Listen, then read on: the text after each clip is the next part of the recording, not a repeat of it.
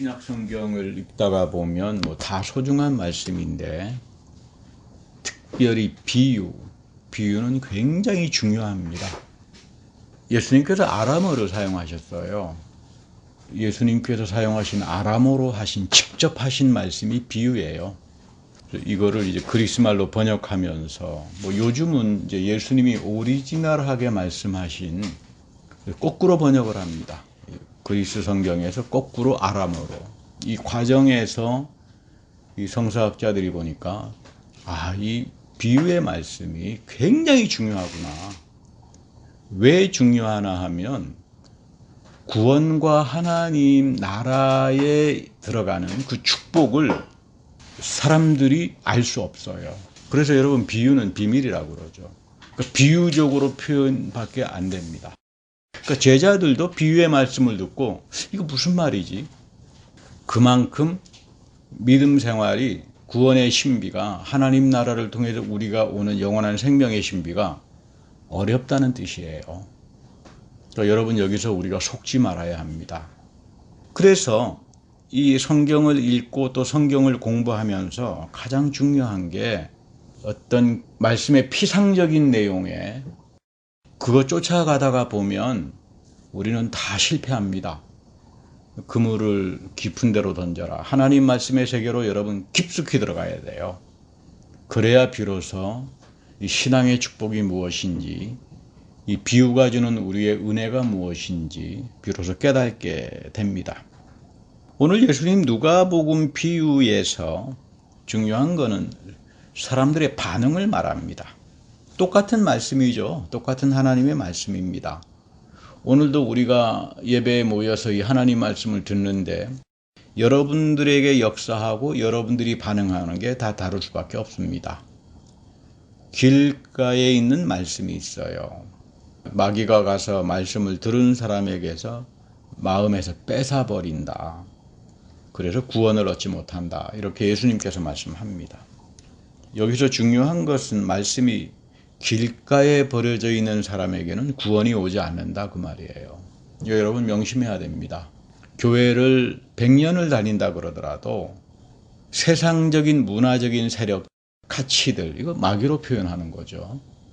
이런 세속적인 문화적인 가치가 내 마음을 장악해서 빼앗아 버리면 신앙생활 해봐야 아무런 그 의미가 없다.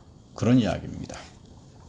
우리가 세상 속에 살아가기 때문에 말씀을 들어도 길가에 버려둔 채 소중하게 여기지 않고 사는 경우들이 태반입니다. 그건 뭐 저 역시도 마찬가지입니다. 두 번째는 바위에 있는 말씀이에요. 그 순간 말씀이 들어올 때는 기쁨이 옵니다. 아마 저는 여러분들이 다 바위에 그런 말씀을 들을 때 예배를 사모하시는 분이니까 이 시간에도 이 사모함 때문에 모여 있기 때문에 마음에 기쁨이 올 줄은 저는 믿습니다.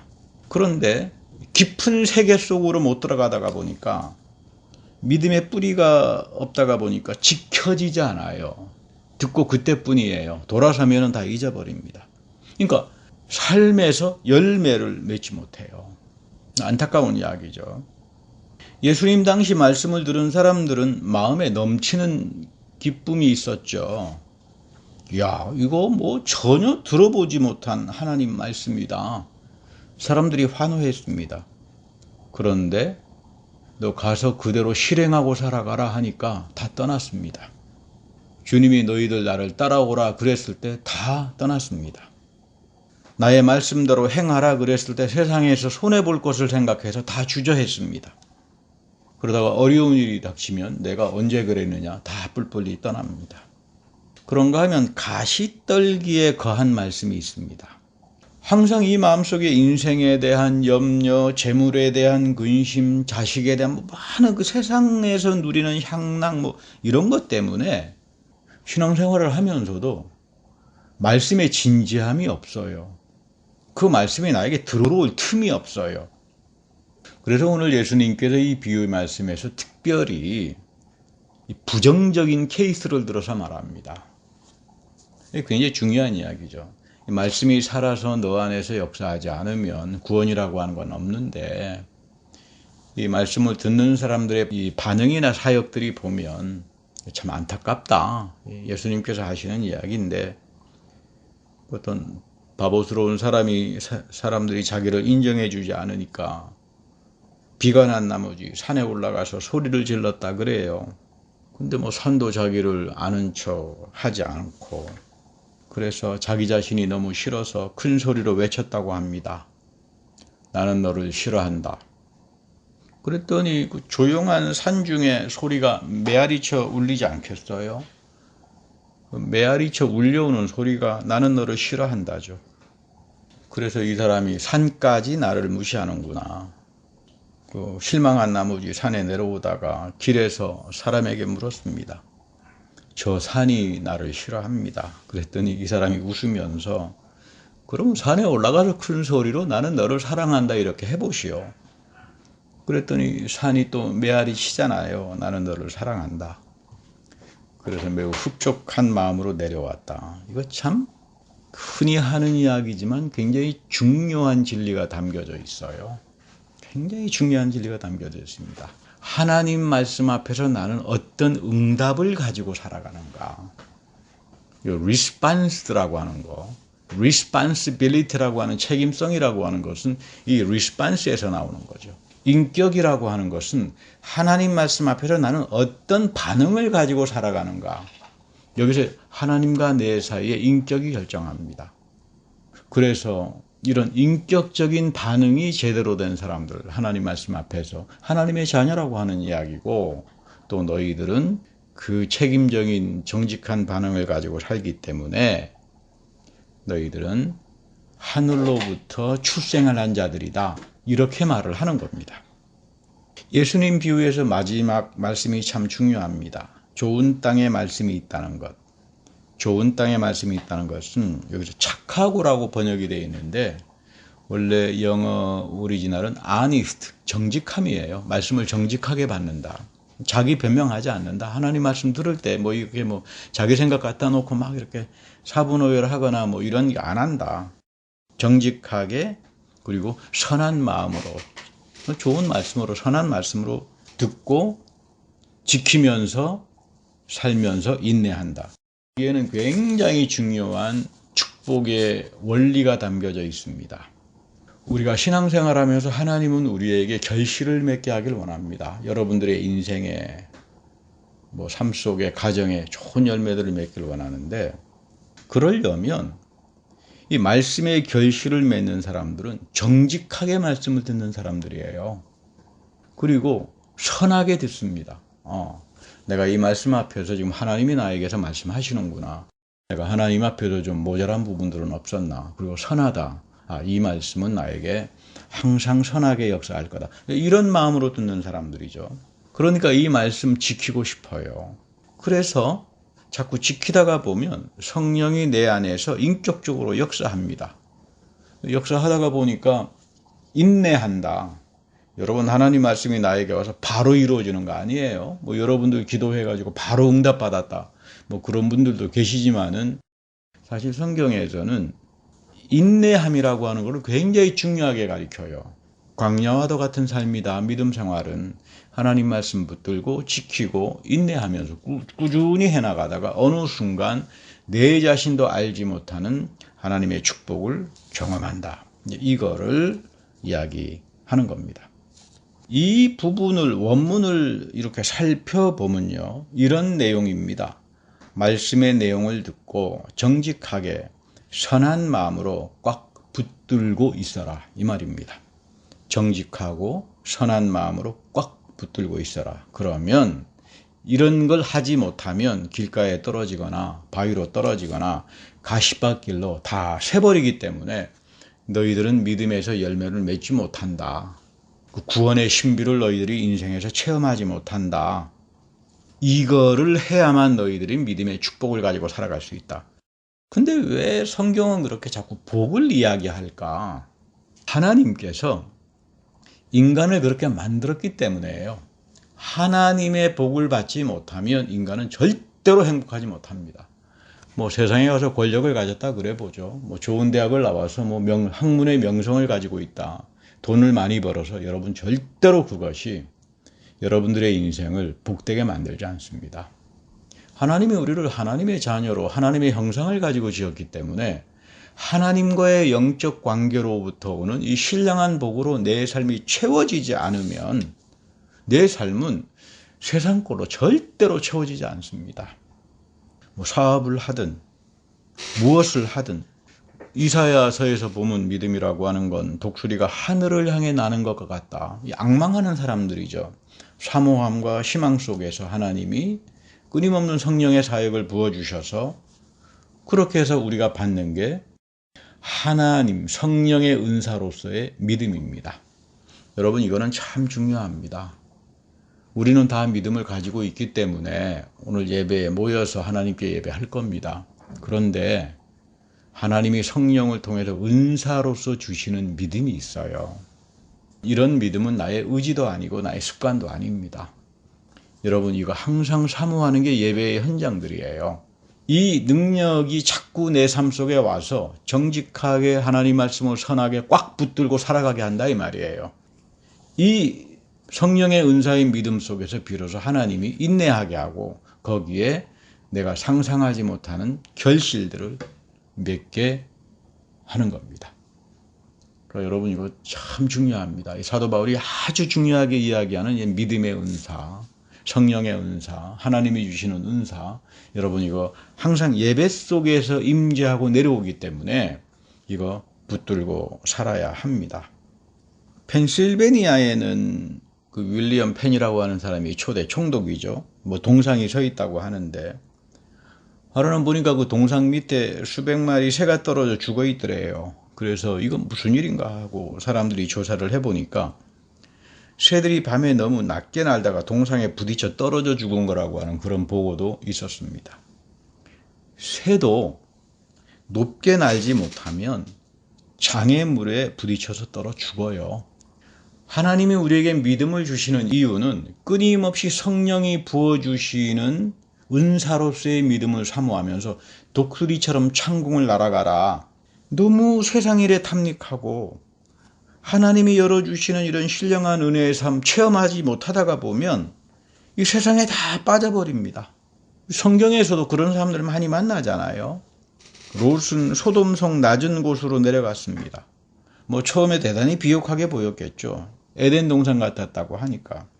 사람들도 보니까 사치와 향락을 즐기고 뭐 살만합니다. 다 그쪽으로 내려갔겠죠. 근데 롯의 결정적인 실수는 이런 기도가 없어요. 하나님, 저곳이 하나님께서 원하는 곳입니까? 이런 기도가 한마디도 없어요. 롯에게. 이 영적 상태가 빵점이다 이 말이에요. 결국 그곳에서 아내도 잃고 재산도 잃고 비참한 인생의 대명사가 됩니다.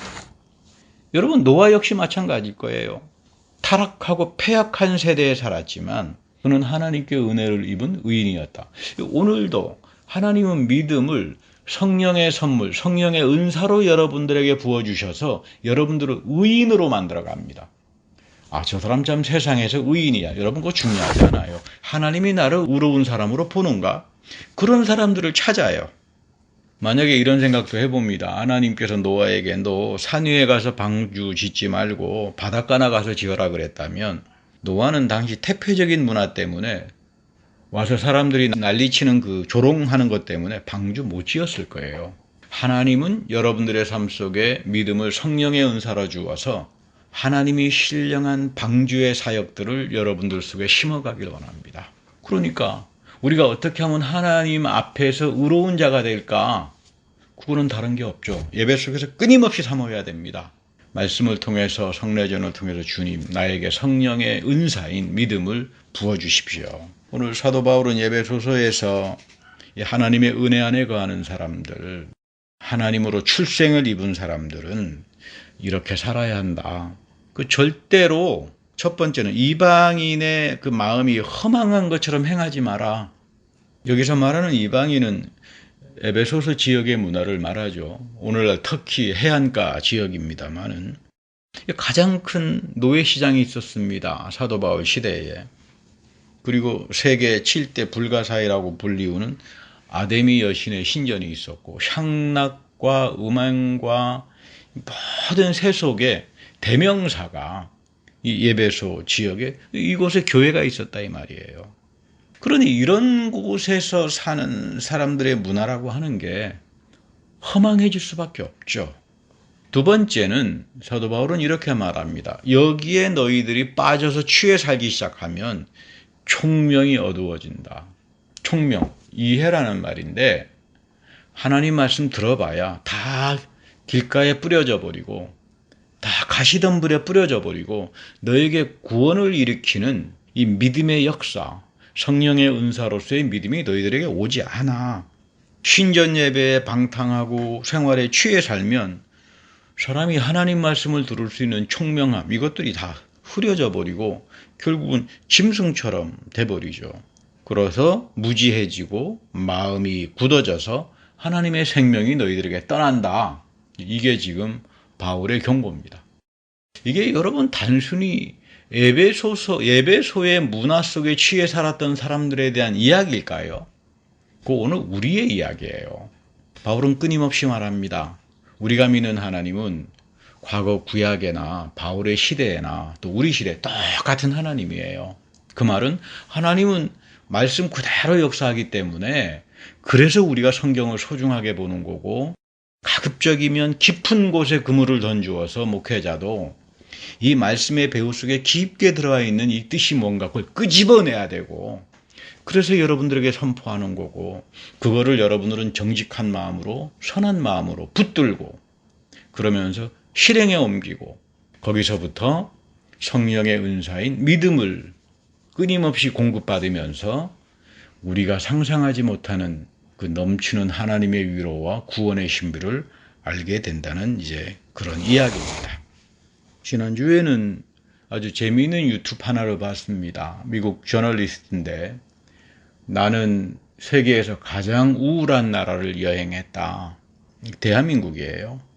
이 사람이 그 이야기하는 거 보니까 참 많은 생각을 하게 되더라고요.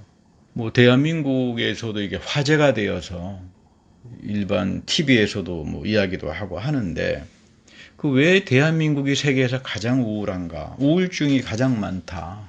불안하고 자살률이 세계적으로 가장 많은 나라가 대한민국이다. 이 사람을 보면 그렇게 대한민국 문화를 비판하는 사람은 아니에요. 굉장히 칭찬할 것을 뭐 축구도 잘하고 드라마, 한류, 뭐 과학기술, 경제발전, 뭐 인터넷은 세계 강국이다. 뭐 굉장히 이런 호조건, 좋은 조건에서는 굉장히 사람들이 행복할 것 같은데 가보니까 너무도 우울하고 불행하고 왜 그럴까? 이 사람은 그 이유를 퍼펙셔니즘에서 듣더라고요. 완벽하지 않으면 다 실패한다. 대한민국은. 여러분이 완벽주의를 하려면 이거 스트레스가 보통 일이겠습니까? 좋은 대학 가려면 유치원에서부터 영어로 하는 유치원을 다녀야 되고 뭐 아예 6살 그때부터 다시 말하면 좋은 대학 보내기 위해서 엄청난 경쟁, 이건 뭐 만인대 만인의 투쟁과 경쟁으로 휩싸이기 때문에 여기서 조금이라도 실패하면 바로 밀려나기 때문에 여러분 이렇게 되면 남을 배려할 줄 알고 공공선을 추구하고 이렇게 살아가는 것 자체가 바보짓이 됩니다. 그런데 하나님은 너희들은 남을 배려하고 살라. 공공선을 가지고 살아가라. 끊임없이 말씀을 하시는데 그거 다 길가에 떨어져 버린 말씀이 되는 거죠. 그런데 제가 보기에 이분이 한 가장 우울한 대한민국을 자기가 여행했다 그러면서 한 가지 빠뜨린 게 있다. 종교 문제에 대해서는 터치를 못 하더라고요. 저는 그렇게 봅니다. 저 지금 대한민국을 우울하게 만든 주범이 거의 한 80%는 기독교하고 불교에 있다. 저는 그렇게 생각합니다. 너무 심해요. 종교인들이. 정직하게 말들을 해야 되는데 정직성들이 없고 어떻게 하면은 비즈니스를 해서 뭐 끌어모아서 물론 어느 정도의 예산이랄지 이런 것들이 없으면 종교 재단이랄지 교회랄지 뭐 절이랄지 이런 건 운영이 되기 어렵겠죠. 그것도 어느 정도껏 해야지. 여러분 절대로 어떤 나라라도 종교가 제대로 정신 차리고 있으면 절대로 망하지 않습니다. 근데 오늘 우리 이 종교의 현실이라고 하는 것은 너무나 험악하다. 너무 사람들이 가볍고 저급하고 세속주의에 전부 다 빠져 있어서 하나님 말씀이 나에게 들어와서 나에게 성령의 은사인 믿음을 주고 독수리처럼 창공을 나르면서 하나님이 참 그 결실을 맺게 하는 그 축복에서 그냥 다 떨어져 나가버린다. 이번 주는 곰곰이 하면서 설교를 준비했습니다. 우리가 말하는 은혜라고 하는 건 굉장히 생산적인 거예요. 우리가 하나님 앞에 나와서 죄도 회개한다라고 하는 이것은, 회개라고 하는 말은 자기 반성이죠. 자기 반성이 없으면 공부도 못합니다. 내가 이거 어떻게 생각을 하고 살아야 될 건가. 항상 하나님 말씀 앞에서 내 모습을 거울처럼 비춰보는 거기 때문에. 그런데 하나님은 이런 사람들을 통해서 우리가 생각하지 못하는 은혜의 강물로 넘치게 합니다. 그래서 변화시킵니다. 우리가 잘 아는 탕자의 비유가 있지요. 아버지 나를 아들로 여기지 마시고 품꾼의 하나로 여겨주십시오. 그런데 하나님은 이런 회개하는 아들에게 모든 거 다 용서하고 플러스 잔치를 벌이고 금가락지를 끼워줘요. 이게 은혜의 생산성이에요. 하나님이 믿음을 통해서 예배 속에서 여러분들을 만나기 시작하면 여러분들이 생각하지 못하는 하나님의 엄청난 계획들이 있어요. 이 계획이 여러분들에게 이어질 때 비로소 이 믿음의 역사와 인생의 결실을 이제 맺게 되는데, 이렇게 주시는 건 다른 건 아니죠. 너는 더 이상 죄의 자녀로 세상의 가치를 추구하면서 쭉 빠져 사는 그런 인생을 살지 마라. 아버지의 징표이겠죠. 그런데 이 탕자가 아버지의 은혜를 더욱 더 누려야 되겠다. 그래서 금가락지 팔아먹고 세상으로 나가지는 않습니다. 왜 그럴까요? 여러분들이 믿음 생활 안에 들어오게 되면, 그리고 여러분들이 오늘 예수님께서 하신 말씀의 그 축복의 비결을 가지고 내가 이 믿음 생활만큼은 하나님 말씀 앞에서 정직하게 살아야 되겠다. 선한 말씀 가지고 내가 행동에 옮기면서 살아야 되겠다. 이렇게 살아가는 사람들에게 하나님은 우리가 상상하지 못하는 축복으로 인쳐주시고 그 인생을 이끌어 가시기 때문에 그래요. 탕자를 영접했다라고 하는 거, 아버지의 사랑이라고 하는 거, 이 아버지의 사랑이 이 아들을 붙들기 때문에 이 아들은 더 이상 다른 곳으로 못 나갑니다. 믿음 생활 똑같은 거예요. 우리는 하나님으로부터 갚지 못하는 탕감의 축복을 받은 사람이고, 그리고 하나님은 여러분들이 경건한 마음으로 예배하기를 원합니다. 그리고 이 속에서 말씀을 향하여, 성만찬을 향하여 정말 정직한 마음으로, 선한 마음으로 받아들이고 실행에 옮기고 살아가는 인내를 가지고 사는 사람들에게 우리가 상상하지 못하는 넘치는 은혜로 채워주길 원합니다. 여러분, 이거 붙들고 살아야 돼요. 이거 붙들어야 됩니다. 시편 30편에서도 다윗의 유명한 그 신앙 고백이 나오잖아요. 하나님의 진노는 잠깐이다. 나 다윗이 죄를 지었을 때 하나님의 진노도 내가 경험했지만 은총은 영원하다. 참 놀라운 이야기죠. 은총은 영원하다. 이 승리하는 영원한 은총이 내 삶을 복되게 한다. 그러니까 이 은총이 저녁에는 우리가 비록 눈물을 흘려도 아침이면 기쁨으로 넘치게 한다. 내가 인생 살면서 부딪히는 어려움이 있을 겁니다. 눈물을 흘려야 되는 그런 상황도 있고 억울한 경우도 있고 얼마나 그 세상이 복잡해요. 근데 그거 염려하지 마라. 하나님의 은총이 너의 삶에 영원히 역사한다. 여호와는 나의 기도를 들으시고 나에게 은혜를 베푸시는 분이다. 그분은 나를 도우시는 분이다. 어떤 사람에게 이 여호와 하나님, 우리가 믿는 하나님이 이렇게 역사합니까? 믿음을 성령의 선물로 받는 사람들입니다. 믿음을 성령의 은사로 받는 그 현장은 여러분 예배예요. 이 속에서 나타나는 살아계신 하나님의 말씀과 성찬의 축복, 여러분 이거 붙들고 살아갈 때 절대로 여러분들은 인생에서 실족하는 것이 아니라 세상이 알 수 없는 신령한 영원한 하나님의 은총에 의해서 여러분들의 가정과 여러분들의 사업과 여러분들이 행사하는 모든 일들 속에 넘치는 복으로 인도할 겁니다. 자, 이런 축복을 우리가 사모하면서 앞으로 우리 사순절을 또 경건한 마음으로 지내는 여러분들이 되기를 축복합니다. 다 같이 기도합니다. 하나님, 우리가 늘 듣는 말씀이지만 피상적으로 이 말씀을 받지 않게 하시고 하나님께서 예배를 통하여 이 말씀에 정직하고 선하게 붙들고 살아가는 사람들에게 성령의 은사로서 믿음을 부어주시는데 우리가 그 믿음의 은사를 사모하고 독수리처럼 창공을 나르며 하나님이 이어가시는 그 넘치는 성령의 결실과 믿음의 결실을 가지고 사는 복된 자녀들이 다 되게 하옵소서. 우리 구주 예수 그리스도의 이름으로 축복하며 감사 기도드립니다. 아멘.